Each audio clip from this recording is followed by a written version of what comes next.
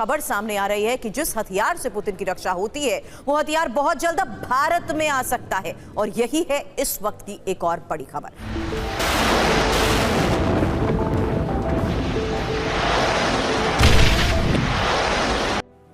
ये तो एक ऐसी बकवास है कि रात को सो के उठे, मुंह धोया और बकवास शुरू कर दी, जो इनका खानदानी काम है, जो इनके बाप दादे करते रहे सारी जिंदगी। में भारत ने एक और अंडरस्टैंडिंग साइन करी है, एमओयू साइन करा है रशिया के साथ फॉर पैंटसीरी। आने वाले वक्त में दुश्मनों से निपटने के लिए हथियार भारत की सीमाओं पर तैनात होंगे। किसी भी वक्त पाकिस्तान और भारत के दरमियान गज़वा हिंद शुरू हो सकता है। भारत अखंड भारत बनाने के लिए बावला हुआ जा रहा है और इंशाअल्लाह ताला तारीख का मौलिक लिखेगा। हिंदुस्तान के अखबारात में 26 नवंबर 2026 से पहले यह खबर चाहिए होगी कि इस्लाम दुश्मन पॉलिसीज ने मोदी ने इस्लाम दुश्मन पॉलिसीज अपनाकर अखंड भारत को खंडर भारत में तकसीम कर दिया। और काश नरेंद्र मोदी वजीर आजम बनने के बजाय रेलगाड़ियों के अंदर चाय ही बेचता। ये होके रहेगा इंशाअल्लाह ताला, वहीं से तुम्हारी इक्तिसादी बर्बादी का आगाज होगा।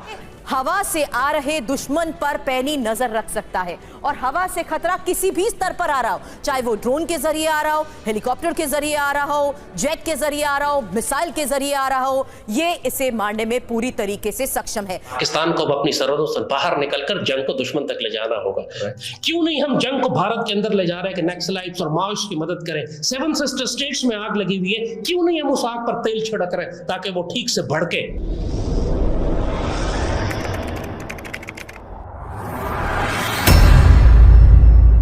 नमस्कार दोस्तों, स्वागत है आपका पाकिस्तान की बर्बादी में। जी हाँ, तो आज की बर्बादी कुछ इस तरह है कि भारत और रूस के बीच एक ऐसे हथियार की डील हुई है जिसके बारे में पाकिस्तान ने शायद कभी कल्पना भी नहीं की होगी। जी हाँ, तो खबर कुछ इस तरह है कि जिस हथियार से व्लादिमीर पुतिन की रक्षा होती है, अब वो हथियार बहुत जल्द भारत में आने वाला है।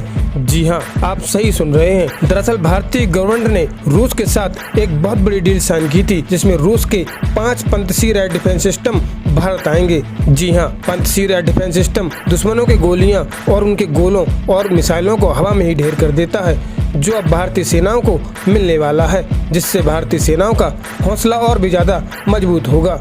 रूस और भारत के बीच यह डील बहुत पहले हो चुकी थी, परंतु अब रूस ने ऐलान कर दिया है कि 5 पंतसीर एयर डिफेंस सिस्टम हम बहुत जल्द ही भारत को देने वाले हैं। खैर दोस्तों, अब से छोड़िए, हम पहले पाकिस्तानी मीडिया का रिएक्शन देखते हैं। तो हाल ही में भारत ने एक और अंडरस्टैंडिंग साइन करी है, एमओयू साइन करा है रशिया के साथ फॉर पैंटसीरी। अब दोस्तों, जो पैंटसीर है उसमें ना सिर्फ ऐसी मिसाइल्स भी नहीं है, उसमें 30 mm की गन्स भी हैं। So it is a multi faceted air defence system. ये भी व्हीकल माउंटेड है, आप इसको गाड़ी के ऊपर लगा सकते हैं और शॉर्ट रेंज जितने भी आपके एरियल थ्रेट्स हैं, it takes care of everything. 10, 15, 20, 25, 30 kilometre के रेंज में आपके जो भी थ्रेट्स हैं, पैंटसीर उसको टेक केयर करेगा। जो S-400 है, that is for longer range threats. जैसे हमने इजराइल के बारे में आपको बताया था ना कि इजराइल में एरो एक अलग लेवल पे देख रहा है थ्रेट्स को, उसके बाद डेविड स्लिंग आता है, वो एक अलग लेवल पे देख रहा है, फिर आयरन डोम है। ये सारे के सारे जो सिस्टम्स हैं, आयरन बीम अब आ गया है, तो ये अलग अलग लेवल्स पे अलग अलग थ्रेट्स को देखते हैं। तो जो शॉर्ट रेंज के थ्रेट्स हैं उसके लिए पैंटसीर भारत के लिए एकदम फिट है। अब भारत इसमें बात करेगा ट्रांसफर ऑफ टेक्नोलॉजी की। रशिया से किसी हम आपको इतने ऑर्डर देंगे, आप हमें ट्रांसफर ऑफ टेक्नोलॉजी दो, क्योंकि they have to be made in India. अब वो दिन लद गए जब भारत मोटे मोटे चेक काट के बोलता था हथियार दे दो। तो दोस्तों, ये 2 चीज़ें थी, मैं आपको बताना चाह रहा हूँ। This is very big news.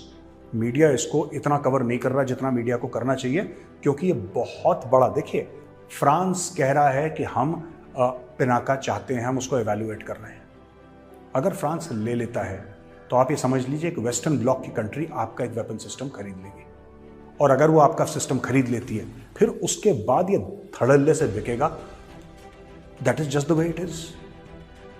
एक देश जो है, जो कि परमानेंट मेंबर है यूनाइटेड नेशन सिक्योरिटी काउंसिल का, फ्रांस, वो अगर आपसे एक वेपन प्लेटफॉर्म ले लेता है, क्योंकि आपको याद होगा राफेल के साथ भी यही हुआ था। जब भारत ने राफेल लिया था, जिस वक्त, उस समय राफेल को खरीदने वाले तो कोई नहीं थे। वो कंपनी का इतना बुरा हाल हो गया था कि कंपनी राफेल का पूरा मामला बंद करने वाली थी। वो कह रही थी, यार मतलब क्या करें इसका, नोबडी इज बाइंग इट। भाई, आपने कोई माल बनाया, वो खरीद ही नहीं रहा, तो उसका क्या फ़ायदा। भारत ने खरीदे जब 36 जेट, और भारत ने चलाए, आज की तारीख में इतने ऑर्डर पहुंच गए हैं डसॉल्ट के पास कि अगर भारत आज की तारीख में चाहे डसॉल्ट को ये बोलना कि साहब क्या आप हमें कुछ राफेल और दे सकते हैं, तो कहेगा कि भाई साहब आप कतार में खड़े हैं, 10 साल के बाद आना। 10 साल तक उनकी ऑर्डर बुक भरी हुई है। दोस्तों ये पावर